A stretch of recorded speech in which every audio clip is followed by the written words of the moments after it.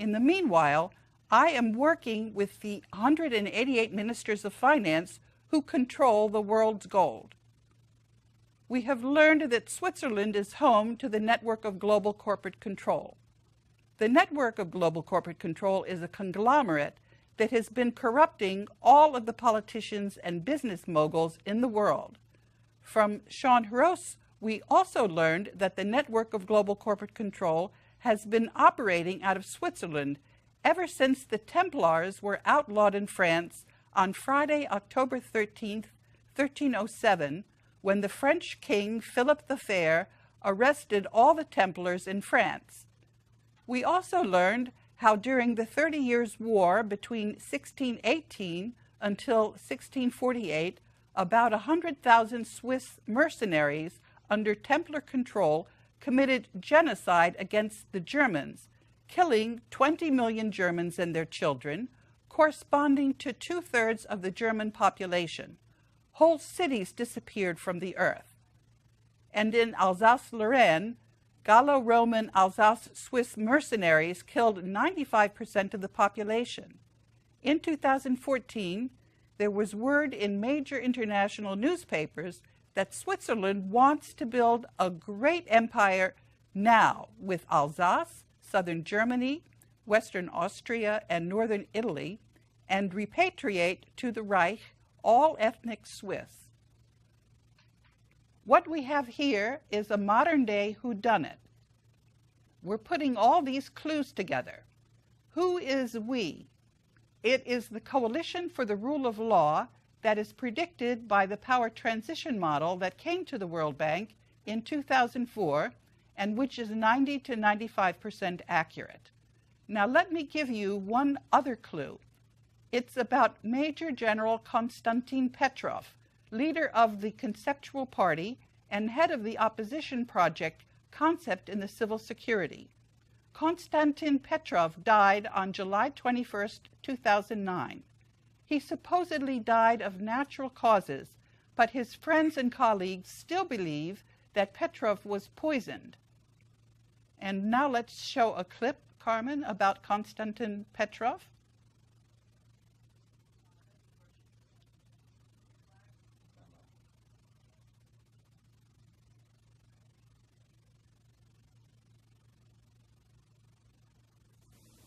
This is a message to the Russian army and the Russian people. This great Russian Major General, Konstantin P. Petrov, saw the Pharaoh show and knows how the Nazi Templars of Octagon, Switzerland, were the brain behind World War II, who are responsible for the murder on 25 million Russians, because the Swiss Nazi Octagon Templars financed and ordered Hitler throughout the whole war. Let's team up. Сейчас вот это то, что многие политики называют мировое правительство, сила Запада, там как Жириновский, мировое закулисье, это и есть. И сейчас, начиная со времен Древнего Египта, вот эта мафия, которая управляет процессами на планете Земля, она мигрировала, и сейчас ее основная штаб-квартира – это Швейцария. Кстати, вот информация к размышлению. Многие зрители наверняка смотрели фильм «17 мгновений весны» про Штирлиц. Если там помните, вот вся Европа полыхала в пожарах войны, а доктор Плечнер кормил лебедей в Женевском озере. И спрашивается, если фюрер был такой лихой малый, то почему бы ему не взять и не грабануть швейцарские банки? Там же ведь деньги, золото лежало, а Гитлер туда не пошел. То есть Швейцария была неприкосновенной. Почему? Да потому что Гитлер прекрасно понимал, что в Швейцарии находятся его хозяева. И весь победный марш Гитлера по Европе был ничем иным, как сдача ему под единое руководство всего людского, промышленного и военного потенциала Европы для броска на СССР. А зачем? А дело в том, что осуществляя вот эту самую глобализацию, вот эти глобализаторы, они подвели человечество к глобальному системному кризису. И This rare picture shows Adolf Hitler in Zurich, Switzerland in 1923, when the Swiss Templars financed him 30,000 Swiss francs, which is about €500,000 today, for the first financing only. And for the rest of the war, the Swiss Nazi Templars gave all the orders and made the concentration camps possible, even ordering them. These are all Swiss Nazi Templars' ideas. Ее уже мы продаем. Я вот помню маленьким мальчиком, то есть я из-под крана запросто воду пьешь, и, в общем, никаких проблем. А теперь из-под крана вряд ли кто воду пьет. Даже детишки уже не пьют. Они знают, бутылочки надо покупать, продавать там, из них водичку пить. Следующая проблема вот в этом смысле, чтобы представить ее, как она решается. Вот представьте, мы та самая мафия. Мы живем в Швейцарии. Вот. А в Чернобыле как жахнуло, как говорил Петруха, помните, в белом солнце пустыни. И радиоактивное облачко может до нас докатиться, и с неба дождичек может покапать. While we're on the subject of Russia, let's remember Anatoly Fomenko's website at Moscow State University that's showing us how our understanding of ancient history was completely fabricated out of whole cloth in the 1600s. Ancient Greece actually took place nearly 1800 years later and occurred in medieval Greece.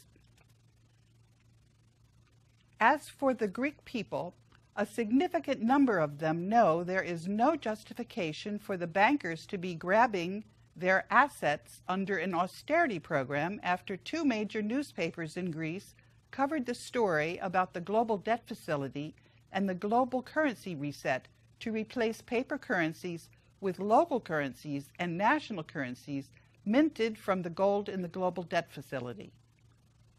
The bankers are actually the ones who owe us money under the Treaty of Versailles bonds issued in the 1930s that are now worth more than $2 quadrillion and cancel country debt. The Universal Postal Union is the very center of the financial system. The Postmaster General of the United States is actually more powerful than the President of the United States under commerce. The Universal Postal Union was created 3 years after the bankers foisted a second secret constitution on the United States in 1871. This second secret constitution was not ratified and was not signed. It was foisted on the United States through obscure bankruptcy proceedings in 1871 when the Revolutionary War debt became due. Benjamin Franklin was appointed Postmaster of Philadelphia by the British in 1737 and became Postmaster for Virginia in 1753 and for Pennsylvania in 1757. By 1764, Benjamin Franklin lived in London and represented several other colonial governments as well. In 1775, the Continental Congress appointed Franklin as Postmaster General. Franklin renegotiated the Revolutionary War debts in the Treaty of Paris in 1783 to fall due in 1871. Benjamin Franklin knew what was going to happen when the Revolutionary War debts fell due in 1871. The deliberations of the Constitutional Convention of 1787 were held in strict secrecy.